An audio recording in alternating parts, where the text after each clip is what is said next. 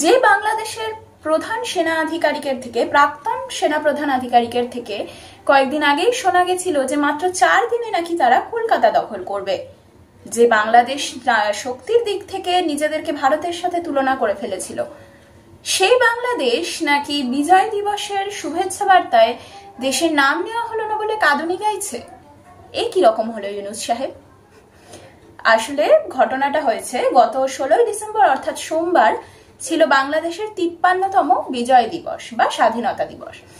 1971 সালের 16 ডিসেম্বর পাকিস্তানের থেকে বাংলাদেশ আলাদা হয় এবং একটা স্বাধীন রাষ্ট্র হিসেবে পরিচিতি লাভ করে। তো এই উপলক্ষে সোমবার ভারতের প্রধানমন্ত্রী নরেন্দ্র মোদী একটি শুভেচ্ছা বার্তা জানান এবং শুভেচ্ছা জানাতে তিনি একটি ভাষণ দেন, যেখানে আলাদা করে পাকিস্তান বা বাংলাদেশের নাম তিনি নেননি। আর এই বিষয়টাই গায়ে লেগেছে নতুন ভাবে স্বাধীন বাংলাদেশের কিছু মুখে। তারা রীতিমতো হইচই ফেলে দিয়েছে এই ঘটনাটি নিয়ে।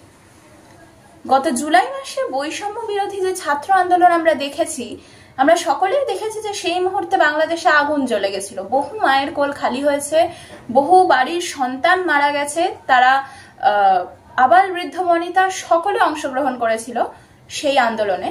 তো সেই আন্দোলনের যিনি আহ্বায়ক হাসনাত আব্দুল্লাহ, তিনি জানিয়েছেন, তার একটি বক্তব্যে তিনি বলেছেন যে এই যে নরেন্দ্র মোদী যে বাংলাদেশের নাম নিল না, তা নাকি বাংলাদেশের স্বাধীনতা, সার্বভৌমত্ব এবং অখণ্ডতায় আঘাত হেনেছে।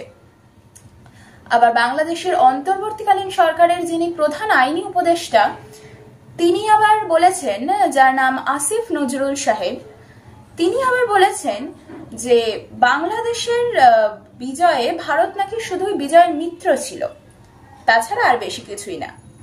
এই ঘটনার প্রসঙ্গে নজরুল সাহেবকে তাদের 53 বছর আগেকার দেশের স্বাধীনতার ইতিহাসটা একটু ঘেটে দেখার অনুরোধ করব। খাতায় কলমে বলছে 1971 সালের 3রা ডিসেম্বর অর্থাৎ ডিসেম্বরের 3 তারিখ থেকে ভারতীয় বাহিনী বাংলাদেশের হয়ে যুদ্ধ শুরু করে এবং পাকিস্তানকে জল, স্থল এবং বায়ু 3 দিক থেকে এমন ভাবেই তারা নাস্তানাবুদ করে ফেলে যে আত্মসমর্পণ করতে হয় পাকিস্তানকে। দাপট এমনটাই ছিল যে মাত্র 13 দিনের মাথায় তারা মাথা নত করে, অর্থাৎ পাকিস্তান মাথা নত করে ভারতীয় বাহিনীর সামনে।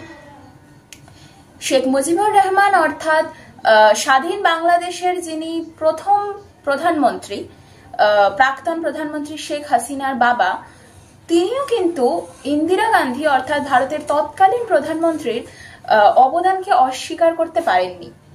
তিনিও তার বিভিন্ন পুরনো ভিডিও ফুটেজে দেখা গেছে যে তিনি বলছেন, তিনি ধন্যবাদ জানাচ্ছেন যে ইন্দিরা গান্ধী না থাকলে বা ভারতীয় সেনা বাংলাদেশের সাথে সহযোগিতা না করলে হয়তো বাংলাদেশ সেদিন স্বাধীন হতো না।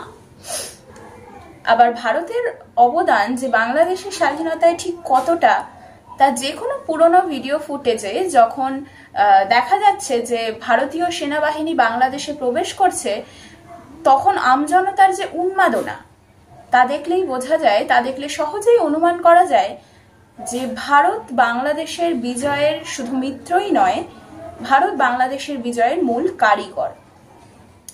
কিন্তু সেই সব বাস্তবতাকে উড়িয়ে দিয়ে হাসনাত এবং নজরুল বেশ গরম গরম কথা বলছেন। তারা বলছেন যে প্রধানমন্ত্রী নরেন্দ্র মোদী, ভারতের প্রধানমন্ত্রী নরেন্দ্র মোদী যখন নিজের বক্তব্যে বাংলাদেশের নাম নেয়নি, এভাবে বাংলাদেশকে ছোট করেছেন তিনি, তখন তা বাংলাদেশের স্বাধীনতা, সার্বভৌমত্ব এবং অখণ্ডতায় আঘাত করেছে। এই পুরো ব্যাপারটাকে তারা একটি সরাসরি হুমকি হিসেবে দেখছে এবং তারা বলছে যে এই হুমকির বিরুদ্ধে তাদের লড়াই অবশ্যম্ভাবী, তাদের লড়াই নাকি চলবে। প্রশ্ন উঠছে, লড়াইটা কিসের বিরুদ্ধে? ভারত নাকি বাংলাদেশের সঙ্গে ভারতের সম্পর্ক, নাকি কি ভাবছেন ইউনূস সরকার? কিছুই কিন্তু বোঝা যাচ্ছে না। গত সোমবার প্রধানমন্ত্রী নরেন্দ্র মোদীর যে শুভেচ্ছা বার্তার ভাষণ, সেখানে তিনি কি বলেছেন তার সম্পূর্ণ ব্যাপারটা কোট আনকোট বলছি আপনাদের।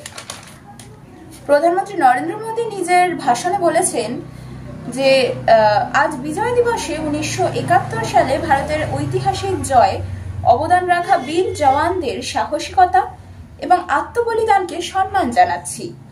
তাদের নিঃস্বার্থ আত্মত্যাগ ও অবিচল সংকল্পই আমাদের দেশকে সুরক্ষিত রেখেছিল এবং আমাদের গৌরব এনে দিয়েছে। তারা যে আত্মত্যাগ করেছেন তা চিরকাল প্রজন্মের পর প্রজন্মকে অনুপ্রাণিত করবে এবং আমাদের দেশের ইতিহাসে গেঁথে থাকবে। এইখানেই পার্থক্য। ভারতের প্রধানমন্ত্রী নরেন্দ্র মোদী কিন্তু চাইলে নিজের শক্তির আস্ফালন করতে পাকিস্তানের নাম নিতেই পারতেন। তিনি বলতে পারতেন যে পাকিস্তানকে হারানো হয়েছে, ভারতের এতটাই শক্তিশালী সেনাবাহিনী যে পাকিস্তান টিকতে পারেনি। তিনি কিন্তু একবারের জন্যেও সে কথা বলেননি। তিনি প্রত্যেকবারই নাম না নিয়েও কিন্তু শুভেচ্ছা জানিয়েছেন। এবার যে যেভাবে এটিকে গ্রহণ করবে, কেউ ভাববে শুধুমাত্র ভারতের বীর জওয়ানদের জানানো হয়েছে, আবার কেউ ভাববে যে বীর জওয়ানদের সাথে সাথে মুক্তিযোদ্ধাদেরও একইভাবে শুভেচ্ছা এবং সম্মান জানানো হয়েছে। তো ওই নজরুল সাহেব এবং হাসনাত আবদুল্লাহর যে বক্তব্য যে ভারতের এই ভাষণ, ভারতের প্রধানমন্ত্রীর এই ভাষণ নাকি বাংলাদেশের জন্য একটি হুমকি, তার ঠিক কিছুক্ষণ আগেই বাংলাদেশের বর্তমান অন্তর্বর্তীকালীন সরকারের প্রধান উপদেষ্টা মোহাম্মদ ইউনূস একটি বক্তব্য রেখেছেন। বিজয় দিবস উপলক্ষেই তিনিও একটি বক্তব্য রেখেছেন এবং সেই বক্তব্যে যেটা লক্ষ্য করা গেছে যে একবারের জন্যেও সৌজন্যতা বা বন্ধুত্বর খাতিরে তিনি কিন্তু ভারতের নাম নেননি। উল্টে বেশিরভাগ সময়টাই এবং বঙ্গবন্ধু শেখ মুজিবুর রহমান, যাকে স্বাধীন বাংলাদেশের পিতা বলে আমরা এতদিন জানতাম, যদিও তার এই জুলাই মাসের আন্দোলনের পর তার মূর্তির ওপরেও প্রচন্ডভাবে অসম্মান প্রকাশ করা হয়েছে, যা আমরা প্রত্যেকেই দেখেছি গণমাধ্যম, সমাজ মাধ্যম এবং বিভিন্ন নিউজ চ্যানেলের মাধ্যমে। তো তার নামও কিন্তু তিনি একবারের জন্যেও নেননি। উল্টে বেশিরভাগ সময়টাই তিনি নিজের সরকারের ঢাক পেটানো এবং হাসিনা সরকারের মুন্ডপাত করতে খরচ করেছেন। এখান থেকে আমরা প্রশ্ন তুলতে পারি যে তাহলে কি এই সম্পূর্ণ আন্দোলনটাই ইউনূস সরকারের পরিকল্পনা ছিল? সে কি চেয়েছিল যে বাংলাদেশের মসনদে বসে নতুনভাবে বাংলাদেশটাকে তৈরি করতে, যা হয়তো বিশ্ববাসীর আশার ঊর্ধ্বে ছিল?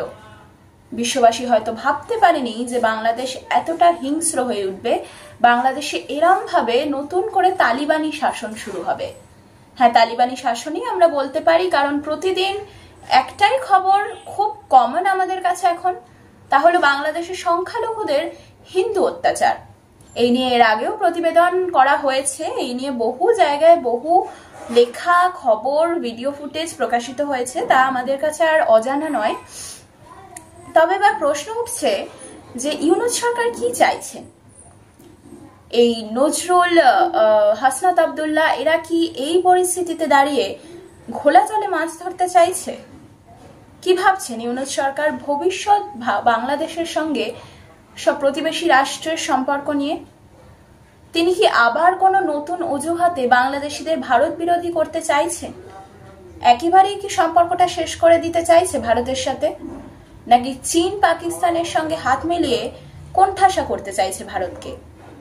সেই যদি পরিস্থিতি হয়, পরিস্থিতি যদি সেইটাই দেখা যায়, তাহলে কি থাকবে ভারতের স্ট্র্যাটেজি?